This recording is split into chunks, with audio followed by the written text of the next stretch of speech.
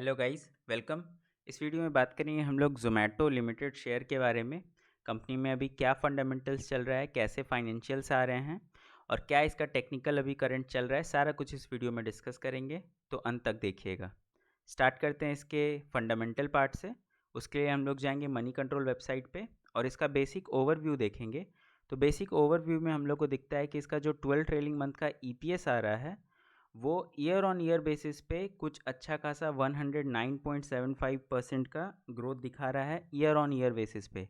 Although अभी भी P जो इसके है सेक्टर के हिसाब से सीधा डबल से भी ज़्यादा है, तो इस पे एक हम लोग को नज़र रखना चाहिए।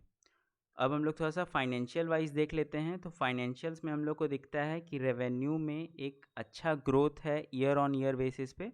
अगर आप ईयर ऑन ईयर बेसिस पे देखिएगा सेम क्वार्टर का मार्च 2022 में, तो वो कुछ अप्रॉक्सीमेटली 1014 करोड़ का रेवेन्यू बनाई थी कंपनी ने। अब 1206 करोड़ का बनाया है, तो विच इज़ अप्रॉक्सीमेटली 20% के आसपास का एक अच्छा खासा ग्रोथ है। Although quarter on quarter basis पे एकदम फ्लैट ही कह सकते हैं, सिर्फ और सिर्फ 15 करोड़ का बढ़ा है। तो कोई खास 1-2% का ही ग्रोथ है, कुछ खास ग्रोथ नहीं है क्वार्टर ऑन क्वार्टर बेसिस पे। लेकिन अगर हम लोग नेट प्रॉफिट वाइज देखेंगे तो ये बहुत शानदार चीज़ निकल के आता है, क्योंकि दिसंबर 2022 क्वार्टर में जो कंपनी ने 61 करोड़ का प्रॉफिट बनाया था, वही अभी सीधा का सीधा ट्रिपल हो गया है और अब 181 करोड़ का प्रॉफिट बनाई है। और अगर आप यही चीज़ को कंपेयर करते हैं मार्च 2022 क्वार्टर से, तो एक बहुत ही अच्छा नंबर आपको निकल के आएगा, क्योंकि पिछले बार तो सिर्फ और सिर्फ 293 करोड़ का लॉस था, इस बार 181 करोड़ का प्रॉफिट है, जो कि एक बहुत बड़ा मार्जिन है।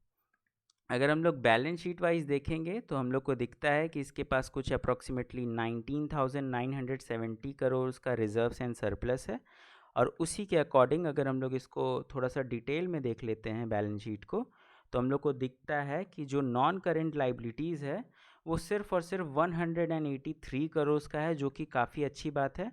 और लॉन्ग टर्म बोरोविंग्स भी कुछ खास नहीं है। अदर में सिर्फ है लॉन्ग टर्म लाइबिलिटीज़ 126 करोड़ और लॉन्ग टर्म प्रोविज़न 57 करोड़, तो जो निकल के आता है 183 करोड़, जो कि काफ़ी कम है अगर आप रिजर्व्स एंड सरप्लस से काउंट करिएगा तो।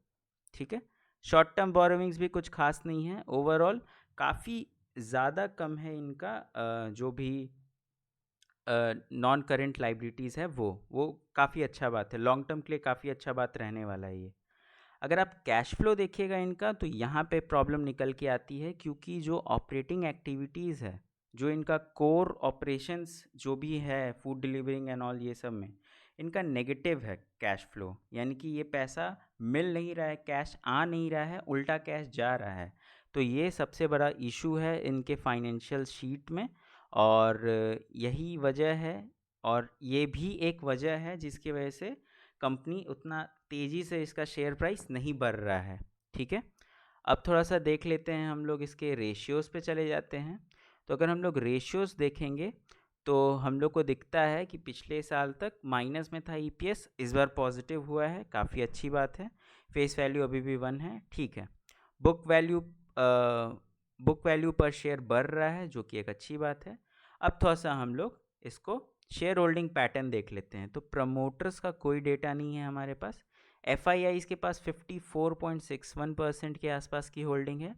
डी के पास 8% की होल्डिंग है और पब्लिक के पास 35% की होल्डिंग है। ठीक है, और अगर हम लोग 35% में जाना चाहेंगे तो निकल के आएगा नाम। 14% कुछ इन्फो एज के पास है, 6% ओवरसी बॉडीज़ कॉरपोरेट के पास है, जो कि हो जाता है 20%। 4% दीपेंद्र गोयल के पास है, और एसवीएफ ग्रोथ जो भी है इनके पास भी 3.5% के आसपास का है।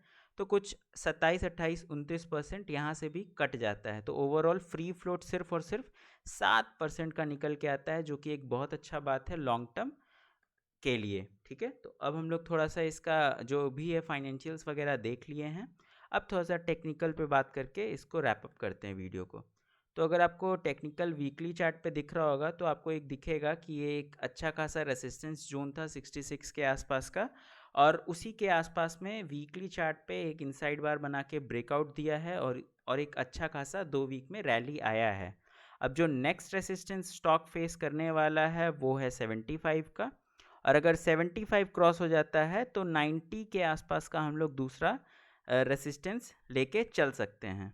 ऑल्दो अगर हम लोग सपोर्ट का बात करेंगे तो 62 के पास एक अच्छा खासा सपोर्ट है, 66 भी जब नीचे गिरेगा तो एक सपोर्ट की तरह ही एक्ट करने वाला है, और अगला हम लोग 55 56 के आसपास में भी एक सपोर्ट देख सकते हैं।